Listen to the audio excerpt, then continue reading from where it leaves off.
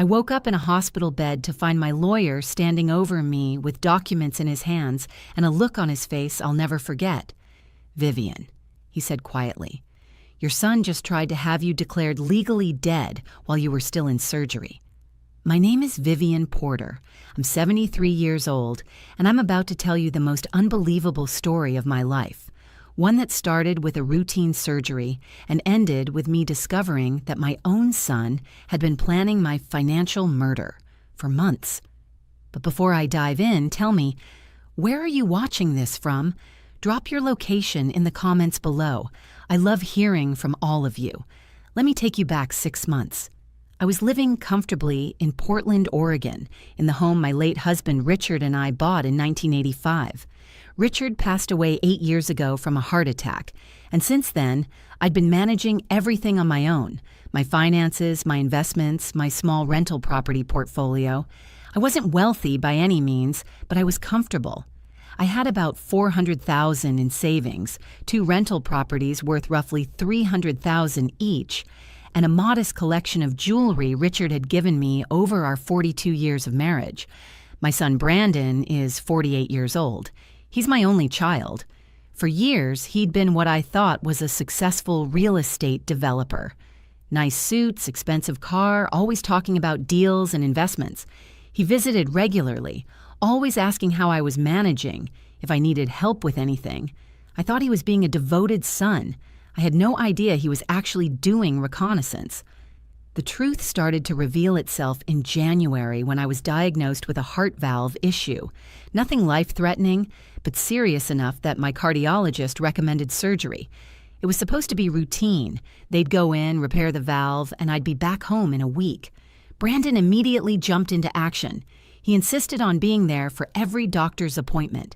He wanted to know every detail about the surgery, the recovery timeline, the risks. I thought he was worried about his mother. I was so naive. "Mom, this is serious surgery," he said to me one evening about 3 weeks before my scheduled operation. We were sitting in my living room, and he had this concerned look on his face. "What if something happens? Have you thought about power of attorney? Just as a precaution?" I should have seen the red flag right there, but I didn't. I told him I'd think about it. The truth is, I already had arrangements in place. My estate attorney, Marcus Winters, had been handling my affairs since Richard died. Marcus and I had known each other for 25 years. Our daughters went to school together. He'd set up a proper will, healthcare directives, everything legally sound and protected. But I never mentioned this to Brandon. Something in my gut told me not to, and thank God I listened to that instinct. Brandon brought it up again a week later, and then again 3 days after that. Each time his tone got a little more urgent, a little more insistent. "Mom, you're not being responsible," he told me. "What if you're unconscious after surgery? Someone needs to be able to make medical decisions, handle your bills, access your accounts."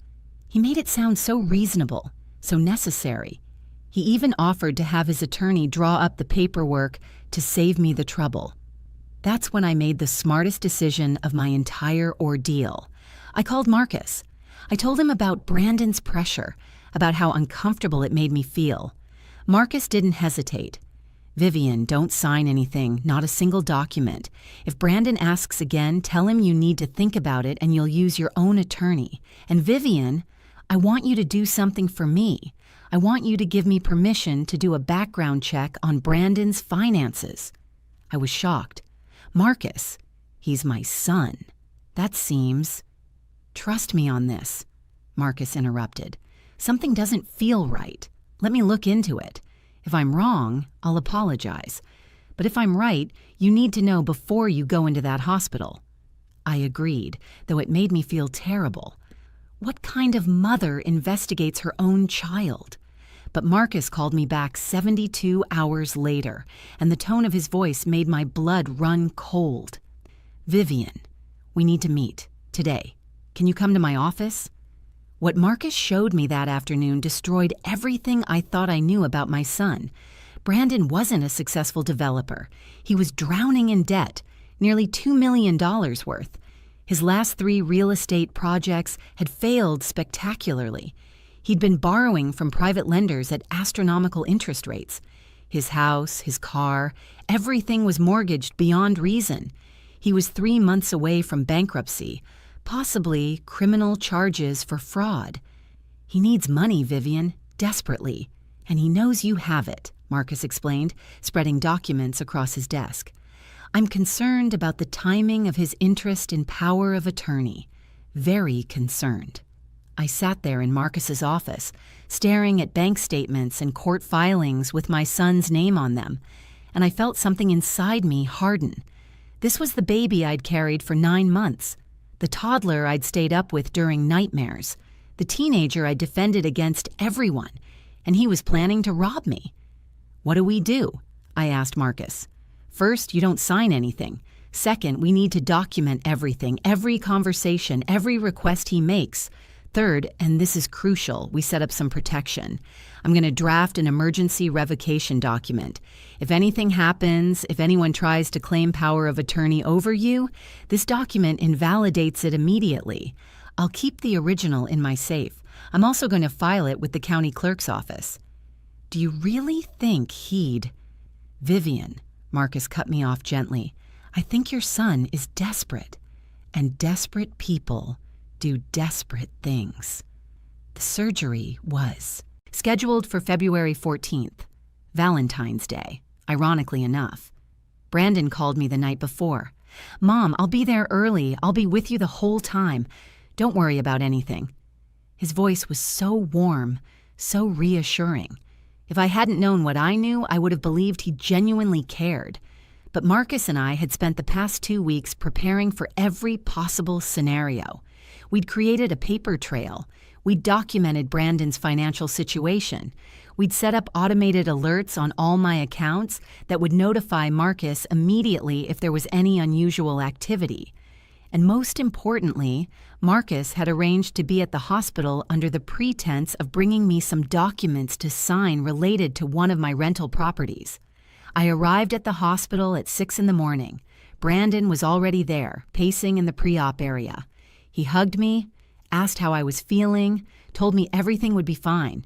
The nurses prepped me, started the IV, asked their questions. Brandon never left my side. He was holding my hand when they wheeled me toward the operating room. I love you, Mom, he said, squeezing my fingers. I'll be right here when you wake up. Those were the last words I heard before the anesthesia took hold. What I didn't know, what I wouldn't learn until later, was that the moment those operating room doors closed behind me, Brandon went to work. The surgery took 4 hours, standard procedure, no complications. While the surgical team was carefully repairing my heart valve, Brandon was in the hospital cafeteria making phone calls. He called banks. He called investment firms. He called the county clerk's office. And he presented documents. Documents claiming I had signed over power of attorney to him 3 days before my surgery. The documents were sophisticated forgeries. They had my signature or a very good copy of it. They had notary stamps. They looked completely legitimate. Brandon had gone to a great deal of trouble and expense to create them. What he didn't know was that Marcus had anticipated exactly this move. Marcus had arrived at the hospital around hour 3 of my surgery. He checked with the nurses' station, confirmed I was still in the OR, and then stationed himself in the waiting area where he had a clear view of Brandon. He watched my son make those phone calls. He saw Brandon's face, the expression of someone who thought he was getting away with something. Then Marcus made some calls of his own. He contacted the banks Brandon had called. He contacted the investment firms. He sent them copies of the revocation document. He informed them that any power of attorney presented by Brandon Porter was fraudulent and should not be honored under any circumstances. He threatened legal action if they proceeded without verification. By the time I was in recovery, still groggy from anesthesia, Marcus had shut down every attempt Brandon had made to access my accounts. But that wasn't enough for Marcus. He wanted to catch Brandon in the act, to create an undeniable record of what he was attempting to do. I started to regain consciousness around 2 in the afternoon. Everything was fuzzy. The lights too bright, sounds too loud, my chest aching from the incision. I could hear voices, beeping machines, footsteps on linoleum. I tried to open my eyes, but my eyelids felt like they weighed 100 pounds each. Then I heard Marcus's voice, low and urgent. "Vivian, if you can hear me, I need you to stay quiet. Don't let anyone know you're awake yet. Can you squeeze my hand if you understand?" I managed a weak squeeze. My brain was struggling to process what was happening. Why was Marcus telling me to pretend to still be unconscious? "Good," Marcus whispered. "Your son is in the hallway right now. He's talking to hospital administration. He's trying to have you declared mentally incompetent. He has a psychiatrist with him, someone he's clearly paid off, who's claiming you've been showing signs of dementia for months. He's attempting to get emergency guardianship while you're still sedated." Even through the fog of anesthesia, I felt a jolt of absolute clarity. My son wasn't just trying to steal from me. He was trying to erase me as a person. He was trying to have me declared incompetent so he could control everything: my money, my property, my medical care, my entire life. The hospital is questioning his claims because I've already presented them with documentation showing you're of sound mind, Marcus continued. But he's pushing hard. He's telling them you're confused, that you're a danger to yourself, that he needs immediate authority to make medical and financial decisions. I've called the police. They're on their way. But I need you to be ready to speak when I ask you to. Can you do that? I squeezed his hand again, harder this time. The anger was burning through the medication fog. My own son, my only child, the baby I'd sacrificed everything for. "He's coming back," Marcus whispered. "Stay still." I kept my eyes closed as footsteps entered the recovery room. Brandon's voice, fake concern dripping from every word. "How is she? Is she awake yet? The doctor said she should be waking up by now." A nurse responded, professional and neutral. "She's stable. She'll wake up when she's ready." "I need to speak with someone in authority," Brandon insisted. "I have power of attorney. I need to make some decisions about her care, her long-term care. I've been researching facilities because she can't live alone anymore.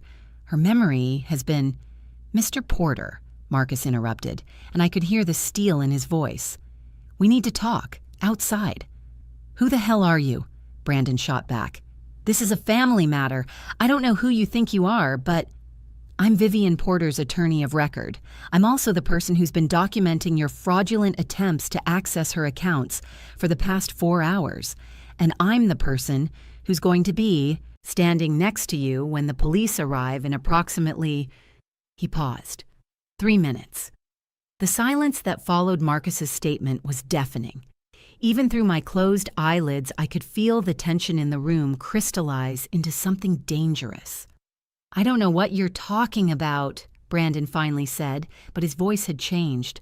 The fake warmth was gone, replaced by something cold and sharp. "My mother asked me to handle her affairs. I have documentation." "You have forgeries," Marcus corrected. "Very expensive forgeries, which tells me you've been planning this for quite some time. But they're still forgeries. Your mother never signed any power of attorney in your favor. In fact, she specifically revoked any such authority 3 weeks ago, which is documented and filed with the county." "That's impossible. She couldn't, and she did, because your mother is significantly sharper than you've given her credit for. She knew something was wrong when you started pressuring her, and unlike you, she has actual concern for family. So she asked me to investigate before jumping to conclusions. What I found was a desperate man drowning in debt, willing to commit fraud and exploitation of an elder to save himself." I heard movement, shoes scuffing against the floor. Brandon was backing away, I realized. He was getting ready to run. "I wouldn't," Marcus said calmly. "Hospital security is already at the exits. The police are in the building. There's nowhere to go, Brandon. This is over." "She's my mother. Those are her assets. After everything she—" Brandon's voice was rising now, the carefully maintained facade crumbling. "Do you know what it's been like? Watching her sit on all that money while I'm losing everything?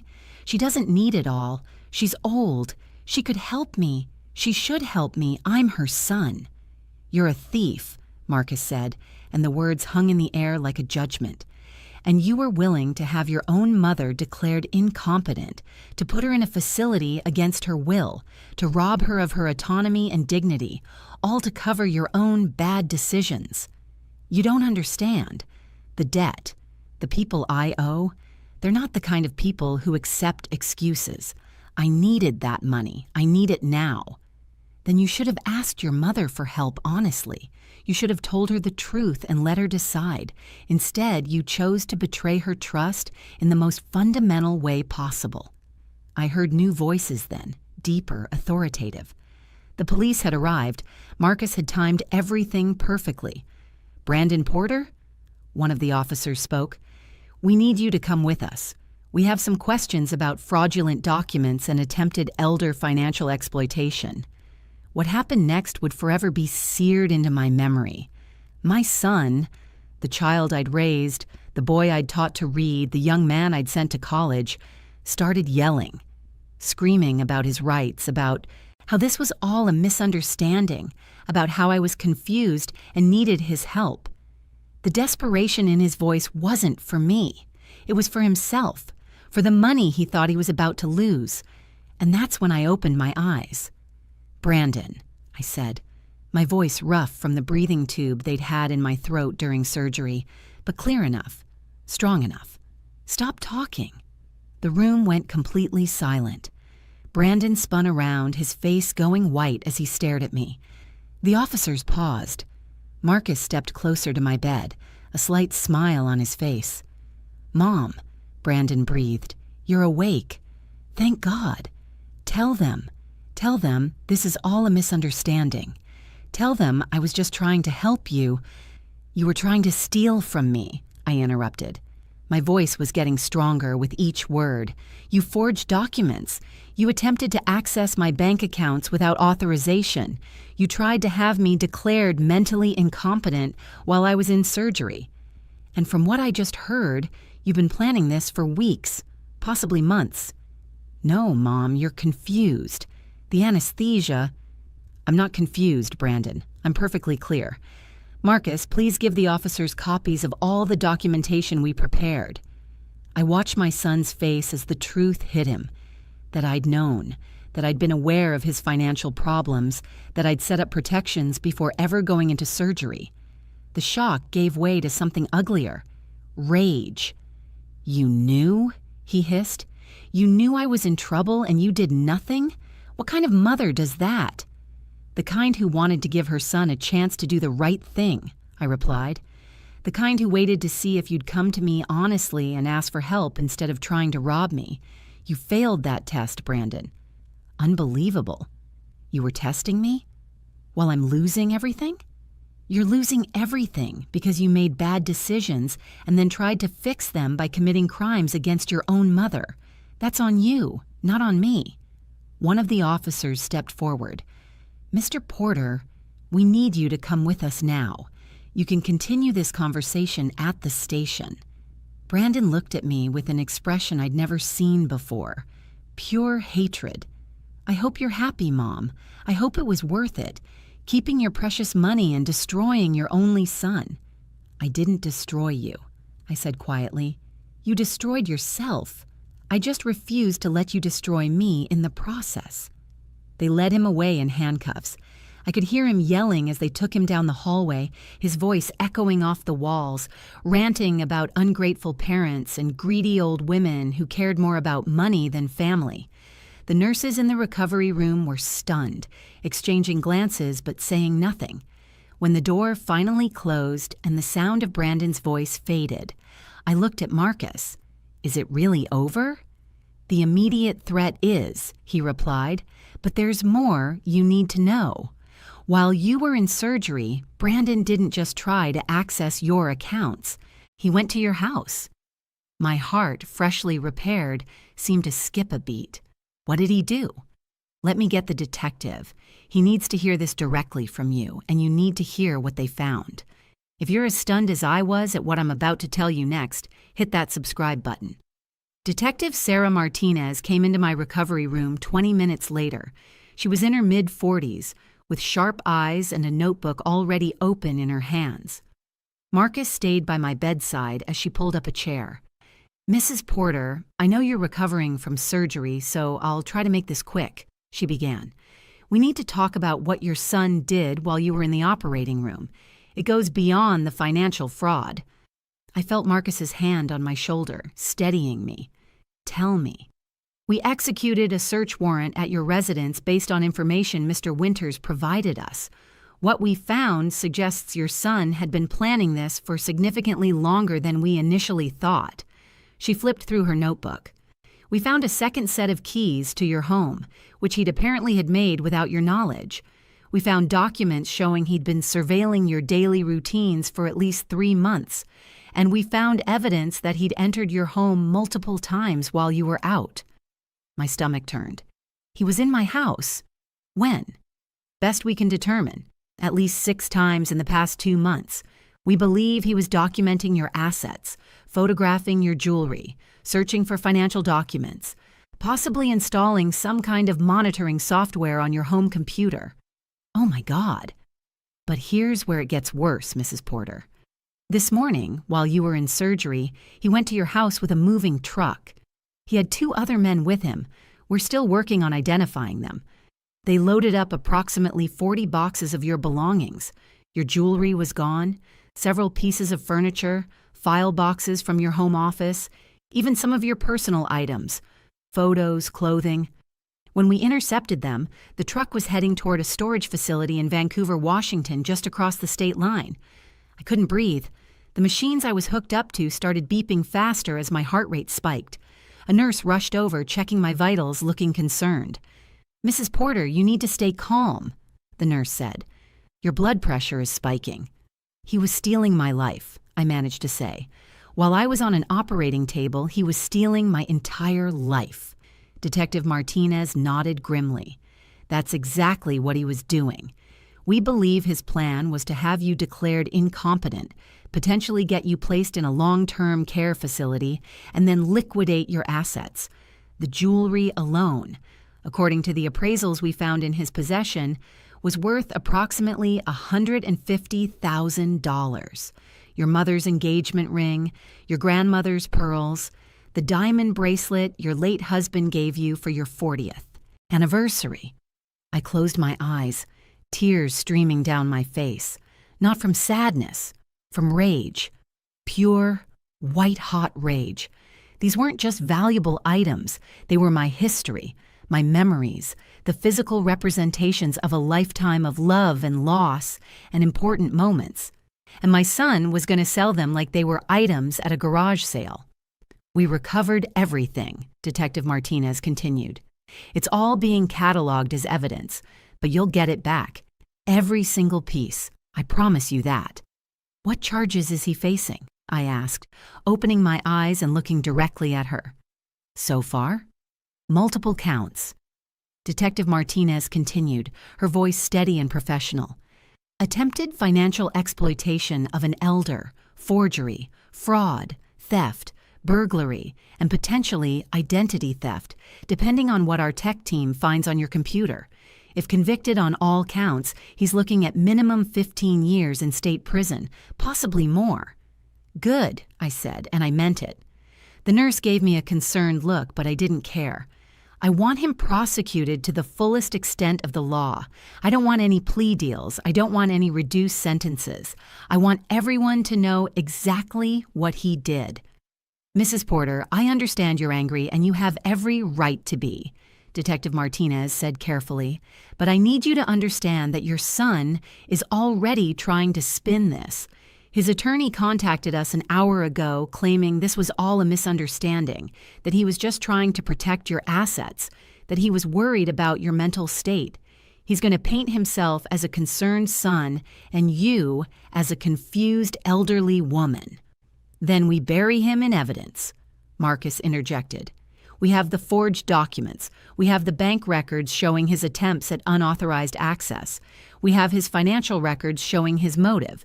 We have the moving truck, the stolen items, the surveillance, and we have Vivian's testimony showing she's perfectly competent and was aware enough to set up protections before her surgery. There's something else, Detective Martinez said, hesitating. Your son's wife called the station. She claims she knew nothing about any of this. She says she's been trying to divorce him for the past year, but he's been delaying the proceedings. She wants to cooperate with the investigation. I thought about my daughter-in-law, Claire. I'd always liked her. She was quiet, kept to herself, but she'd been kind to me. We hadn't spoken much in the past year, which I'd found odd but hadn't questioned. Now I understood why. Let her cooperate, I said. If she genuinely didn't know, I don't want her caught up in this. The detective nodded, making notes. I'll need a full statement from you, but that can wait until you're stronger. For now, I want you to focus on recovering. Mr. Winters has been incredibly helpful in building the case, and with the evidence we have, your son isn't going anywhere. After Detective Martinez left, Marcus and I sat in silence for a moment. The recovery room felt smaller somehow, the weight of everything pressing down on me. You did everything right, Marcus finally said. You trusted your instincts. You asked for help. You protected yourself. None of this is your fault. He's my son, Marcus. I raised him. Somewhere along the way, I failed him. No, Marcus said firmly. He made his choices. Bad choices, criminal choices, but they were his choices. You gave him every opportunity to come to you honestly. He chose deception and theft instead. That's not on you. What happens now? Now you heal, you recover, you get your strength back, and then we make sure Brandon faces the consequences of his actions. We also need to secure your assets, change your locks, maybe consider moving temporarily. Moving from my own home? Just until the legal proceedings are finished, Marcus explained. Brandon clearly knows how to get into your house. Even if he's in jail, we don't know who else he might have given access to or what arrangements he might have made. I have a friend who owns a secure apartment building downtown. I can get you a furnished unit on short notice, fully protected, while we handle everything else. I wanted to argue, but he was right. My home didn't feel safe anymore. Brandon had violated it, turned it into a crime scene.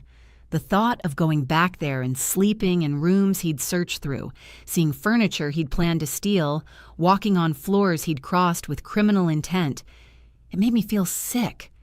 Okay, I agreed, but I want to go home first. I want to see what he did. I need to see it. When you're stronger? Now, Marcus, or as soon as the doctors clear me, I need to face this head on, not hide from it. Marcus knew me well enough not to argue. I'll arrange it, but I'm coming with you, and so is a security detail. I was released from the hospital 5 days later. My chest hurt, I was tired constantly, and the doctors loaded me up with medications and restrictions. But my mind was sharp, and my resolve was sharper. Marcus drove me home with 2 security guards following in a separate car. The moment I walked through my front door, I could feel it. The violation. Things were slightly off. A drawer not quite closed. A closet door ajar. The subtle disorder of someone who'd tried to cover their tracks but hadn't quite succeeded. I went to my bedroom, to the jewelry box on my dresser. Empty. The safe in my closet, the one I thought was cleverly hidden behind my winter coats. The door was hanging open, the contents gone. He knew where everything was, I said quietly. He'd watched me, studied me, planned this down to the smallest detail. Marcus followed me through the house, documenting everything with his phone camera. In my home office, the filing cabinets had been rifled through. My computer was still there, but according to the tech forensics team, Brandon had installed key logging software that had been recording everything I typed for months, every password, every account number, every private email. I have something that might help, Marcus said. The prosecution is building a timeline. They want to show premeditation, prove this wasn't a spontaneous decision but a calculated long-term plan. Your daughter-in-law provided some text messages between her and Brandon that are illuminating. He showed me his phone. Messages from Brandon to Claire, dated back almost 6 months. Once she's in surgery, I make the move. She won't know what hit her. The jewelry alone will clear half my debts. The house can be sold within 60 days if I have POA. She's old. She doesn't need all that money. I'm her only heir anyway. I'm just speeding up the inevitable. Reading those words, written by my own son, about me, while I was still alive and conscious and trusting him, something inside me broke and then immediately reformed, harder than before. I want to testify, I said. I want to stand in front of a judge and jury and tell them exactly who Brandon Porter is. The trial took place 4 months later. By then, I'd recovered from my surgery completely. I'd moved into a secure apartment, as Marcus suggested. I'd changed all my locks, my passwords, my account numbers. I'd installed a security system that would make Fort Knox jealous, and I'd spent those months preparing for this moment. The courtroom was packed. The local news had picked up the story. Son attempts to rob mother during surgery. And it had struck a nerve with people. I saw elderly women in the gallery, some with their own adult children beside them, watching with expressions of horror and solidarity. This wasn't just my story anymore. It was everyone's fear. Brandon sat at the defense table in a suit I recognized, one I'd bought him for his 40th birthday. He wouldn't look at me. His attorney had tried everything to keep me off the stand, arguing I was biased, that my medications might affect my testimony, that my age made me an unreliable witness. The judge denied every motion. When they called me to testify, I walked to that stand with my head high. I placed my hand on the Bible and swore to tell the truth. And then I told them everything, every conversation, every warning sign I'd ignored, every moment I'd trusted my son, and every way he'd betrayed that trust. I didn't cry. I didn't waver. I looked directly at the jury and made sure they understood that this wasn't confusion or vindictiveness. This was a mother protecting herself from a predator who happened to share her DNA. The prosecutor showed the forged documents, the bank records, the surveillance evidence, the text messages, the photos of my empty jewelry box and ransacked home. Claire testified about Brandon's financial problems and his increasingly desperate behavior. The tech expert testified about the spyware on my computer. Marcus testified about the timeline, the protections we'd set up, the fraudulent attempts to access my accounts. Brandon's defense tried to paint me as a bitter, wealthy mother who'd refused to help her struggling son. They tried to suggest I was mentally declining and didn't understand the situation. But the evidence was overwhelming. The jury deliberated for less than 3 hours, guilty on all counts. The judge sentenced him to 18 years in state prison with the possibility of parole after 12. "Mr. Porter," the judge said, looking at my son over her reading glasses, "you didn't just commit financial crimes. You violated the fundamental trust between parent and child. You preyed on your mother's vulnerability during a medical crisis. Your actions were calculated, callous, and cruel. This sentence reflects not just the legal violations, but the profound moral failure you've demonstrated." I sat in that courtroom and watched my son being led away in handcuffs. He finally looked at me then, and I saw something I'd been waiting for but never expected. Tears. Not tears of remorse for what he'd done to me, but tears of self-pity for what he'd lost. That was 3 months ago. Today, I'm back in my home. My jewelry is in a safety deposit box at the bank. My assets are secured with protections Marcus helped me set up that make it nearly impossible for anyone to access them without multiple levels of verification. I've started speaking at elder advocacy groups, telling my story, helping other seniors recognize the warning signs of financial exploitation. Because what happened to me happens every single day to people who aren't lucky enough to have a Marcus Winters in their corner, who don't trust their instincts, who believe that family loyalty means accepting abuse. My son will be in prison for a long time. I don't visit him. I don't accept his calls. I've grieved for the son I thought I had and accepted that person never really existed. What existed was an entitled, desperate man who saw his mother as a resource to be exploited rather than a person to be loved. But I survived. I fought back, and I won. That's my story. I woke up from surgery to find my son had tried to steal my life, and I woke up fighting. Remember, trust your instincts. Document everything. Protect yourself. Family is supposed to mean love and support, but sometimes the most dangerous people are the ones who know us best. Stay vigilant, stay strong, and never apologize for protecting yourself, no matter who the threat comes from.